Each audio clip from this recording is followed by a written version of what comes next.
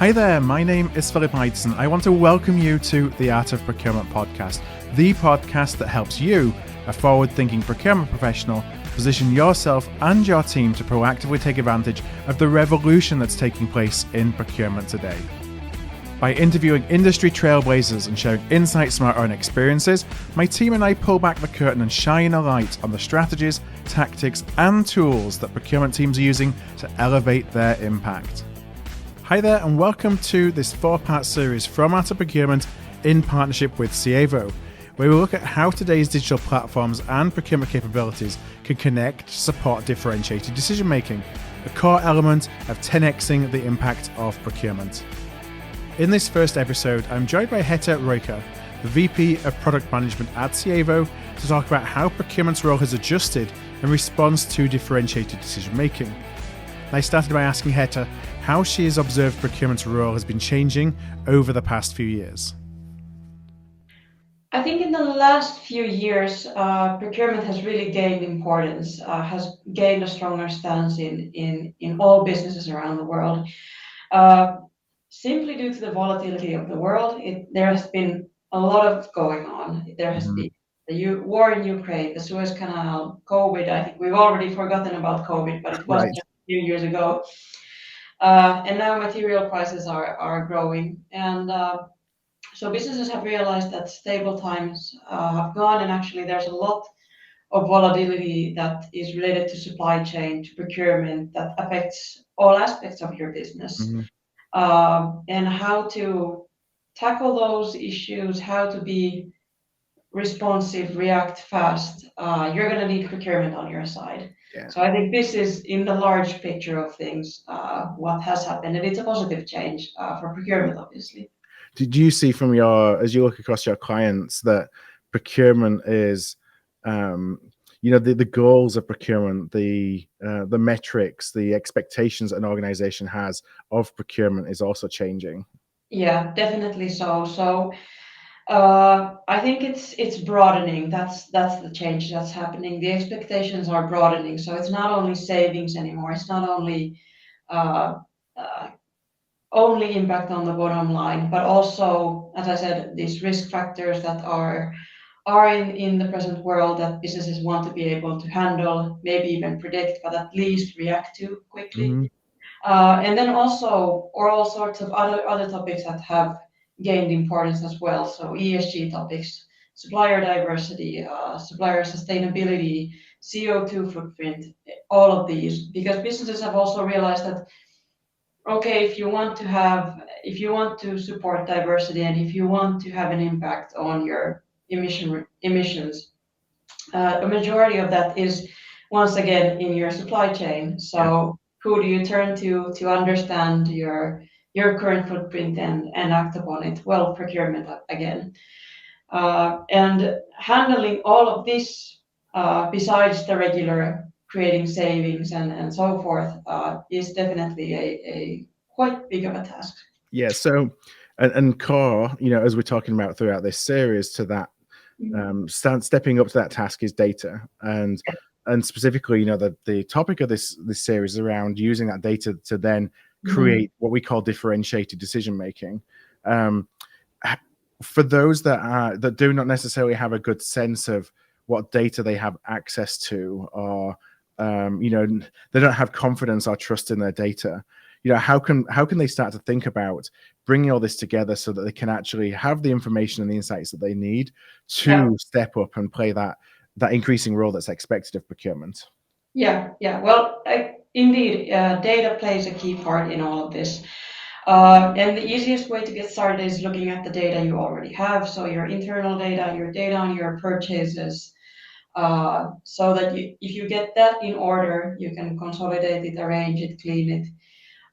You'll understand what you're buying, where, from who, and so forth. So you have a basic understanding of what's your situation. So if something happens, for example, in Ukraine and or some material prices start going up, you have an understanding of okay, how much am I buying this and what might it imply to my business. So that's step number one. And of course, you can try to do it yourself as well, but the more complex of an organization you have, the more ERPs you have in use, you should definitely opt for some kind of managed solution. There are many spend analytics players out there you can turn to, but definitely using modern software to make all of that automatic and timely is key. And but that's the first part. So you need to understand what you're doing as of today internally as your own business. But then the second step is to connect to the vast amount of private or third-party data or even public data that's out there. Depending a bit on your needs, if you want to look into your sustainability, you might want to connect to CO2 emission databases. If you're looking at diversity, there are also diversity data providers. You might want to tap into some geolocation risk factors. Uh, and here's also, it's important to keep some focus because there are a lot that you can do. So going one by one use case by use case, broadening your visibility into these topics is key. And here also, software can help a lot because manually managing and matching all of this data is quite a horrendous task. So, and then the third part is obviously where you get to the value of all of this is getting to the action. So you have your internal data in order, you have the necessary external data so that you can understand the various aspects that you need. And then you need to have it in one place, easily accessible. It needs to be timely at your fingertips so that you can make decisions. Mm-hmm. And this is also, it's still not an easy task. You're going to have to make choices between lower material prices, of course, payment terms. This is normal procurement stuff.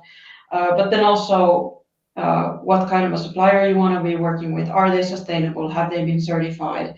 Are they in a risky location? Do they have, I don't know, financial risk Yeah. indicator, whatnot? So you're definitely going to have to collaborate with many parties and utilize all this data to make the correct decision, which is, again, probably not the easiest thing to do.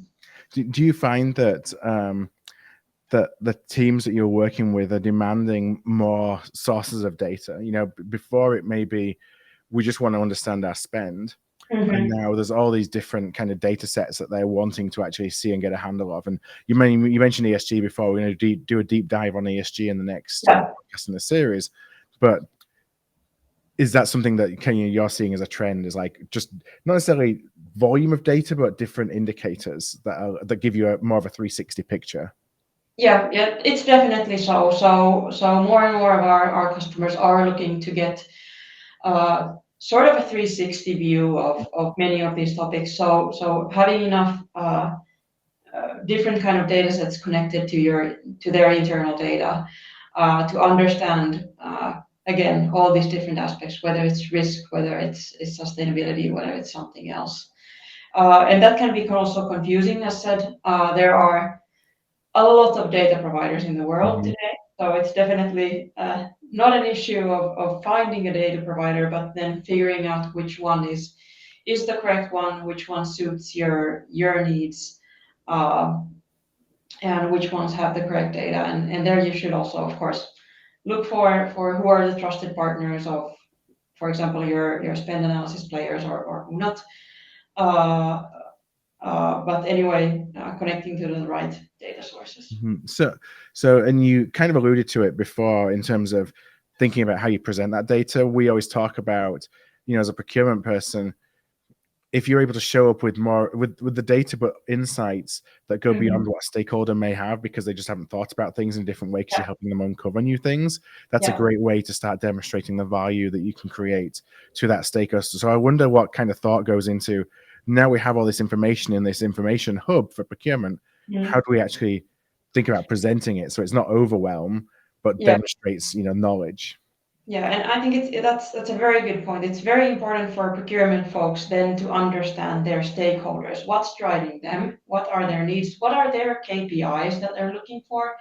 And speaking their language then enables so much better collaboration. Mhm. So you need to get into to the heads of your stakeholders and present the data in a way that they understand. So, of course, I don't know. sustainability people talk CO2 emissions and equivalents and whatnot, they might not necessarily understand all procurement things, but that's what they understand. And when you can link the data so that all parties understand, that's super valuable. But it definitely starts with understanding their needs and what's driving them.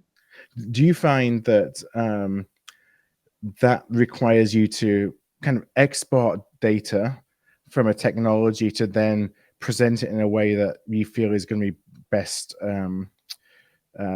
appreciated, understood by the stakeholders that you're working with, or actually use the technology to create dashboards and views that are very stakeholder specific so that you can do everything within the platform?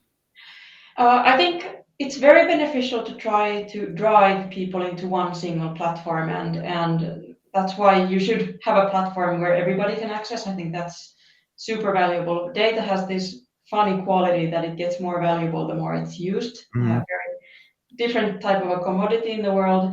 But when you can give access to that same purchasing data enhanced by sustainability data, risk data, so that all of your stakeholders also they see what they want to see, they need to see, but then they also get the broader picture. That's very valuable. So the threat or risk with just using exports is that you only serve them a sort of a very thin slice of what they should be looking at. Yeah.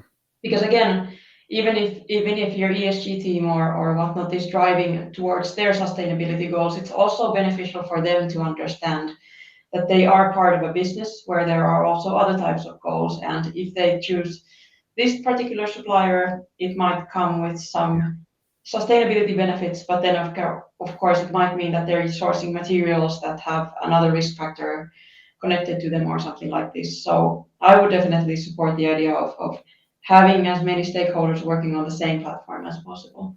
Yeah, definitely. So they get to see the bigger picture of some Exactly. of the decisions or considerations that they may be making. Yes. Yeah.